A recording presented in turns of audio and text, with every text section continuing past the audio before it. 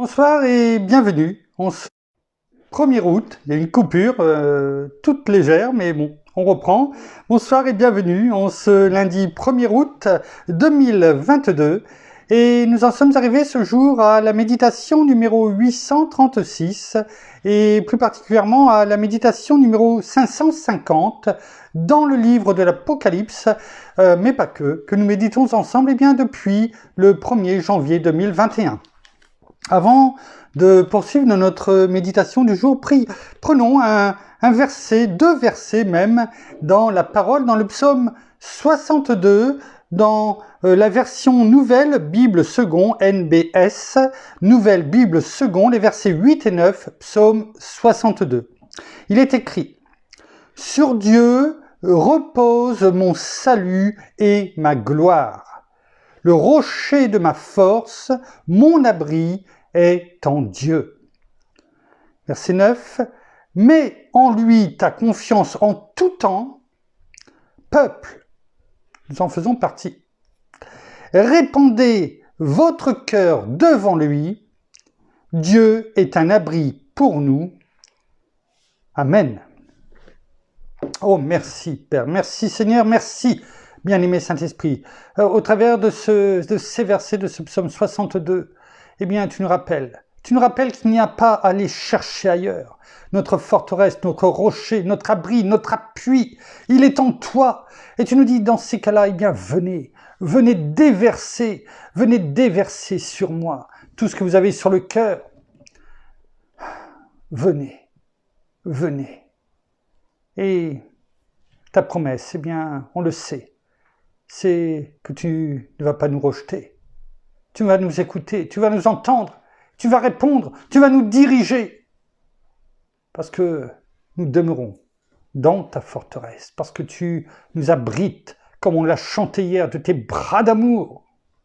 Alors merci Père, merci bien-aimé Saint-Esprit, dans le nom de Jésus, de conduire encore tout enseignement ce soir, toute parole qui sortira de ma bouche, afin que ce soit ta parole, ton enseignement, non pas celui d'un homme, mais de toi, bien-aimé Saint-Esprit, qui nous rappelle tout ce que le Seigneur veut que nous entendions et que nous retenions et que nous mettions en pratique. Que cela soit pour ta gloire, Père, dans le nom de Jésus. Amen. Reprenons, nos 2 versets, là aussi, 8 et 9, mais là, dans le livre de l'Apocalypse, chapitre 4, qui nous servent de fil rouge depuis maintenant un bon moment, un très long moment, mais nous en avons besoin, jour après jour, parce que la parole, par notre bien-aimé Saint-Esprit, dans le nom de Jésus, nous révèle tellement de choses dans ce chemin que nous faisons avec le peuple d'Israël depuis, la sortie d'Égypte et depuis la traversée de la mer des Joncs, nous sommes avec eux. Nous marchons avec Moïse, nous marchons dans la présence de notre Père, tout comme il est avec Moïse, et nous voyons entre la vision que Moïse nous donne au travers de la parole, enfin du moins que la parole nous donne de Moïse et de tout le peuple d'Israël, nous voyons et nous devons positionner nos cœurs, soit d'un côté, soit de l'autre, mais comme le dit la parole, choisis la vie, donc sachons positionner notre cœur au bon moment, au bon endroit, tout simplement en écoutant ce que notre Père nous dit au travers de ses enseignements. Reprenons ces 2 versets 8 et 9 dans le chapitre 4 du livre de l'Apocalypse, où rappelons juste que il y a dans ce chapitre 4 un changement radical, tout comme il devrait y avoir dans nos vies. Ce chapitre 4, l'Église n'est plus sur terre. Les 3 premiers chapitres du livre de l'Apocalypse, l'Église est sur terre. Au chapitre 4, jusqu'au chapitre 22, l'Église n'y est plus. C'est-à-dire que ce sont des choses à venir. Mais ce n'est pas pour autant que nous ne devons pas prendre conscience des choses afin de pouvoir les mettre en place dès aujourd'hui, dans nos vies. C'est important.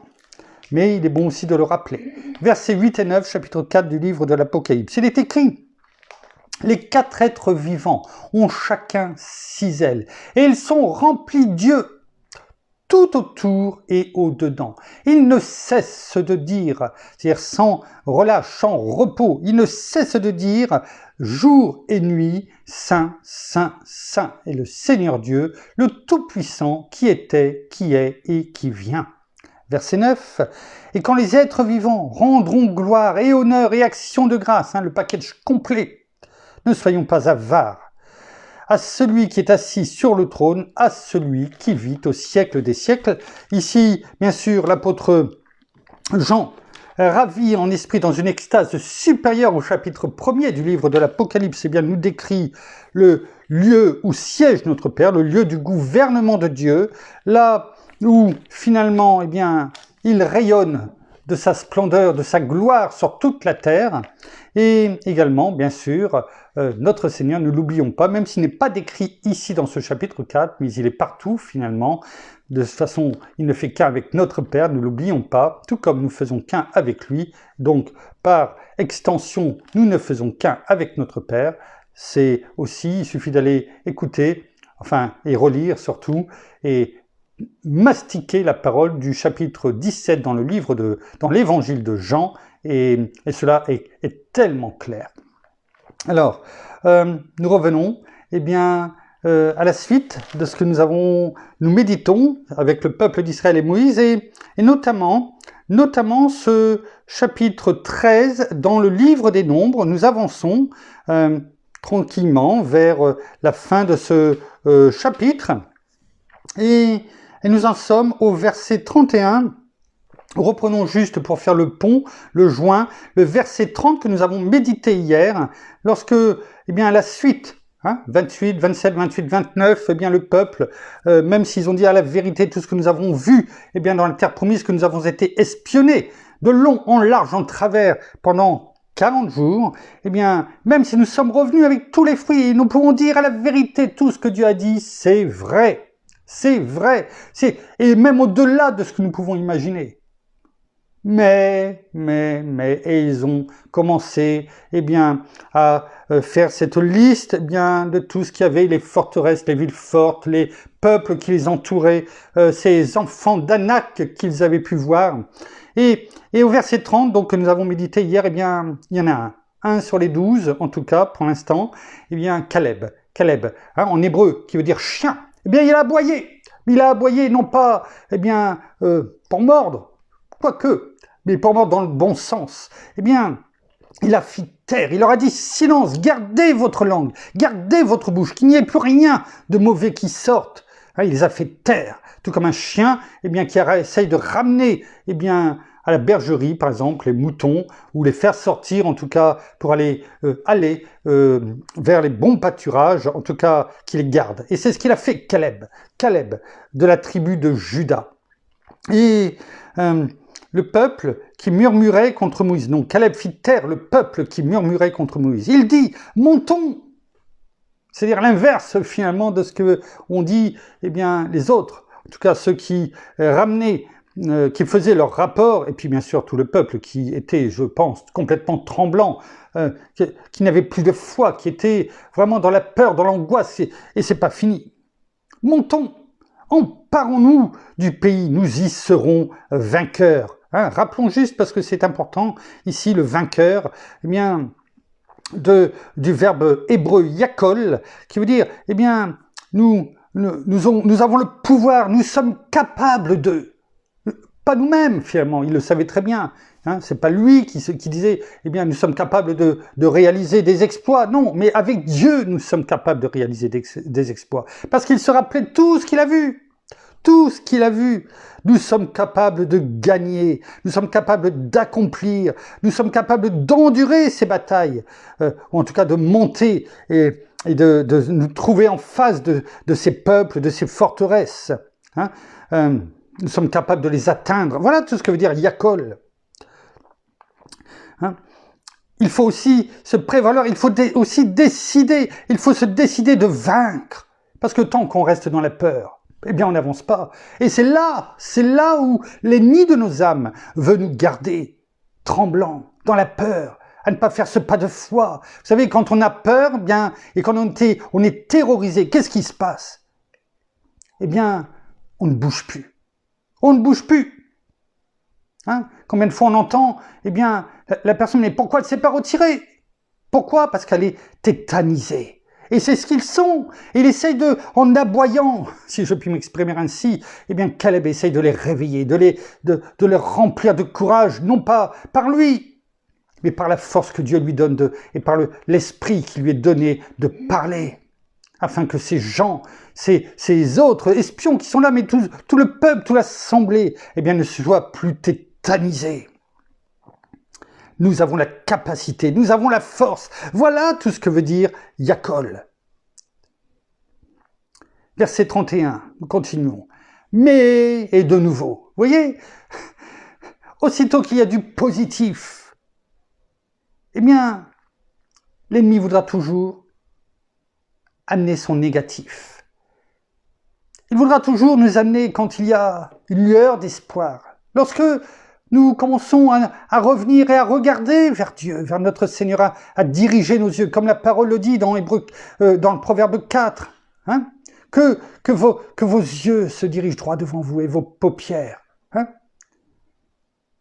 Eh bien, l'ennemi, lui, ce qu'il veut, c'est nous faire cligner de l'œil et de regarder sur les côtés, afin de ne plus regarder, eh bien, spirituellement à notre Seigneur. Afin que nous ne plions pas les genoux et que nous ne nous mettions pas à prier. Parce que c'est ce qu'il redoute, la prière. Vous savez, quelqu'un qui ne prie pas, eh bien on s'en aperçoit, un chrétien bien entendu, hein, un disciple, eh bien on s'en aperçoit rapidement. On s'en aperçoit rapidement.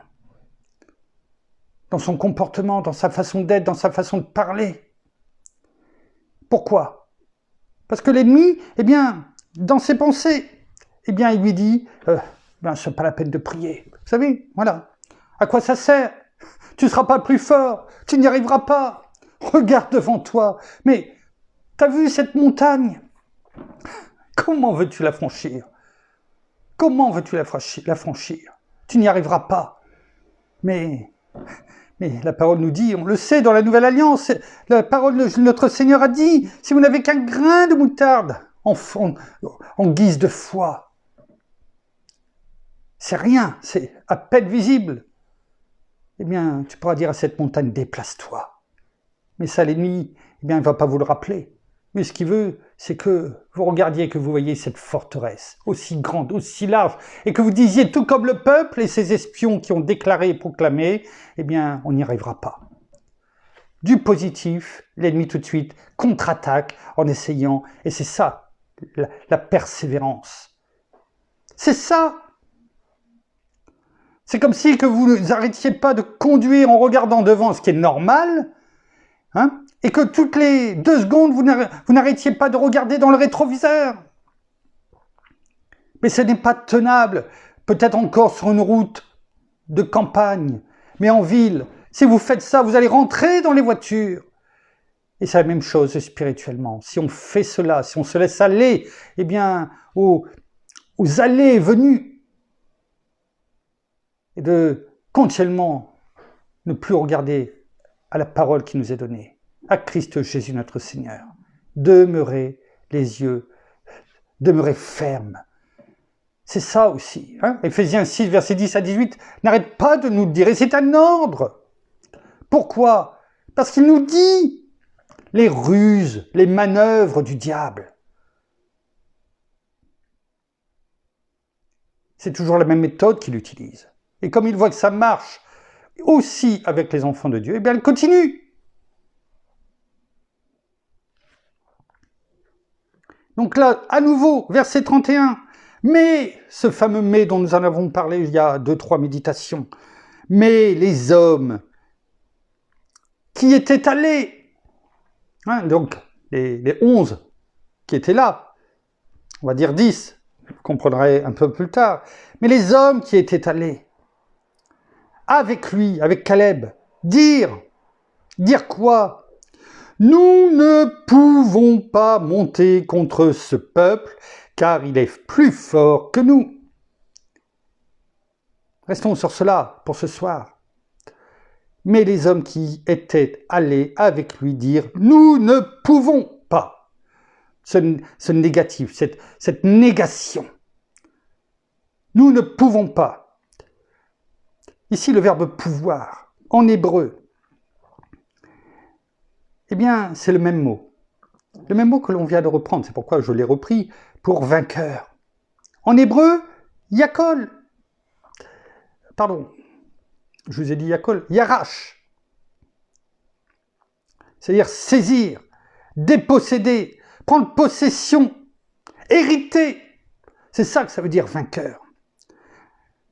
Appauvrir finalement l'autre pour, eh bien, reprendre ce qui est à nous, l'héritage qui nous est donné. L'héritage qui nous est donné.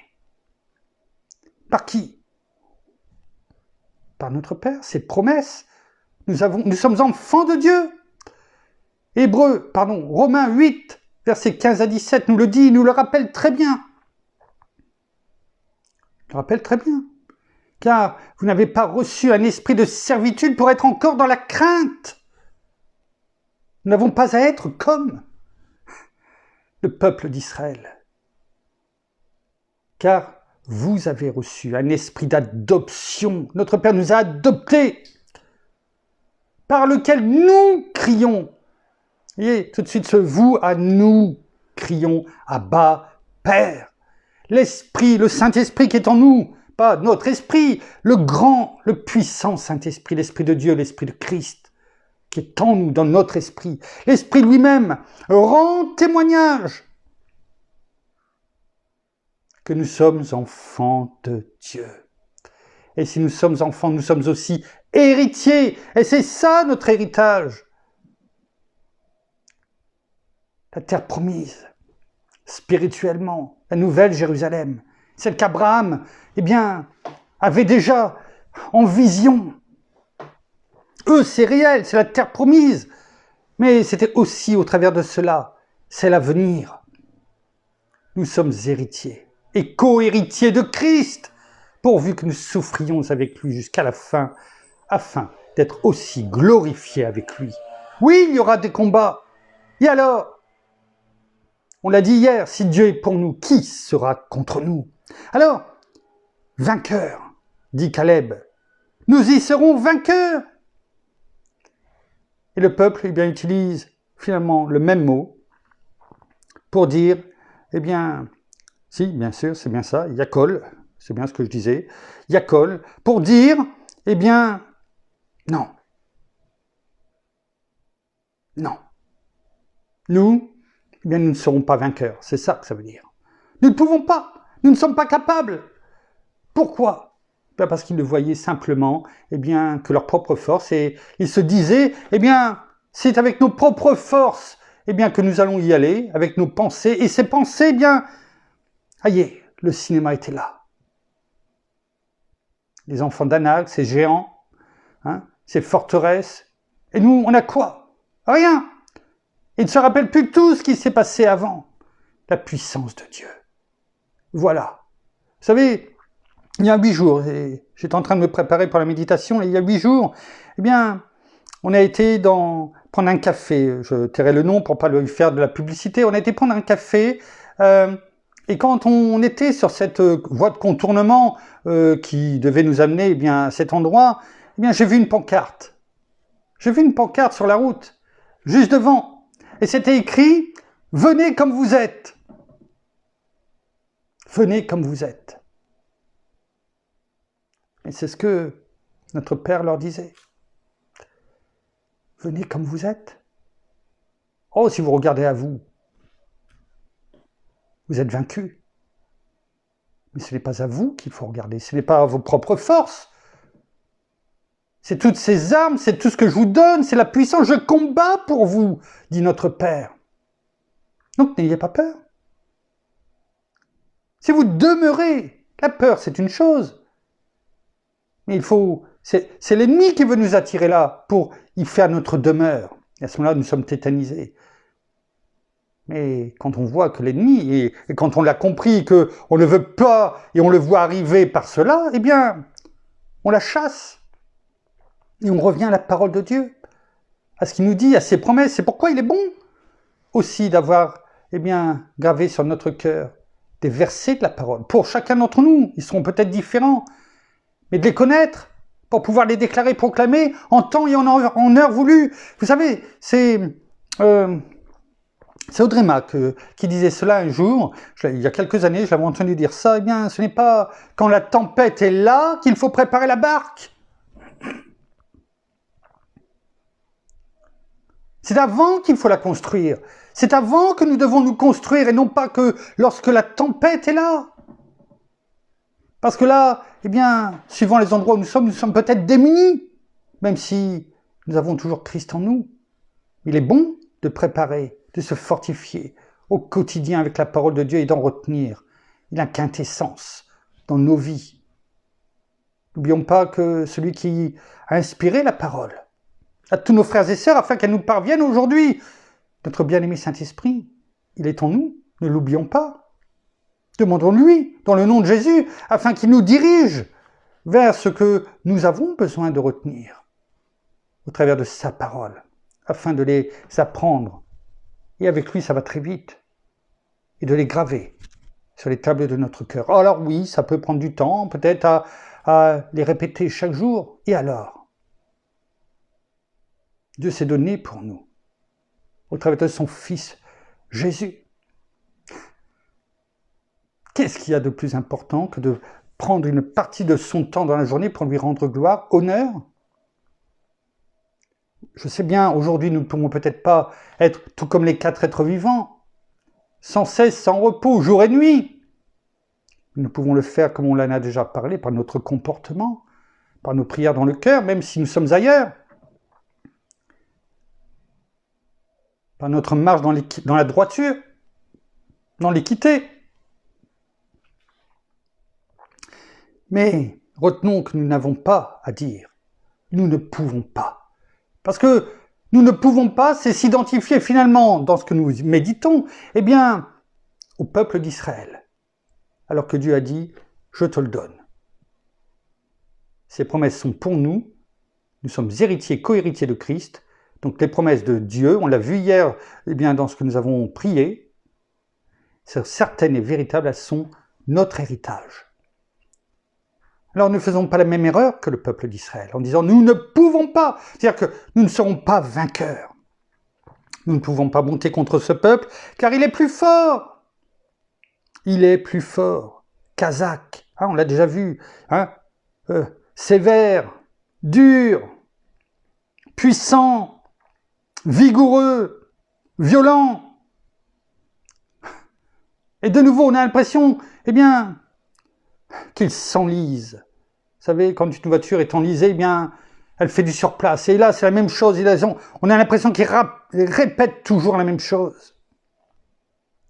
Car il est plus fort que nous. Parce qu'ils ne regardent qu'à eux. Ils ont complètement oublié, eh bien, que Dieu leur disait, venez comme vous êtes, parce que moi, je vais prendre soin de vous.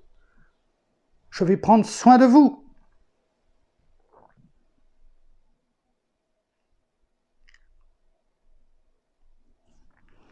Nous allons nous arrêter là pour ce soir, sinon on va bien déborder.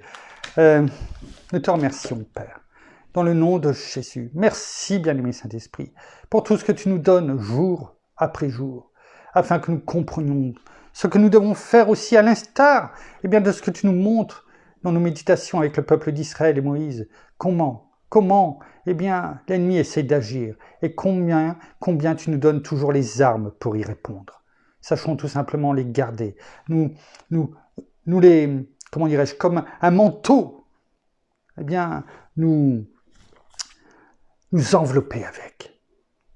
Ces armes d'Éphésiens 6, versets 10 à 18 que tu nous donnes, tu nous demandes de les garder en tout temps, finalement. Nous ne devons pas spirituellement les retirer parce qu'on va se coucher. Nous devons toujours les avoir sur nous, en nous, avec nous. Être toujours prêts, tout comme ces sentinelles qui sont sur les murs de Jérusalem et qui sont là, toujours prêts, veillants. Tu nous dis, Seigneur, et c'est ce que tu as dit aux apôtres, aux disciples, lorsqu'ils étaient près de toi à Gethsémani, veillez et priez. Alors, ne nous endormons pas, mais écoutons ce que tu nous dis, Seigneur. Veillez et priez, afin de ne pas tomber et de ne pas entrer en tentation. Merci Père, merci Seigneur, merci, bien-aimé Saint-Esprit. Voilà, ainsi s'achève la méditation de ce soir. Nous vous bénissons abondamment de toutes les bénédictions spirituelles dans les lieux célestes en Christ. Nous saluons nos amis au Québec, au Canada, en francophonie, en France et tout autour de chez nous.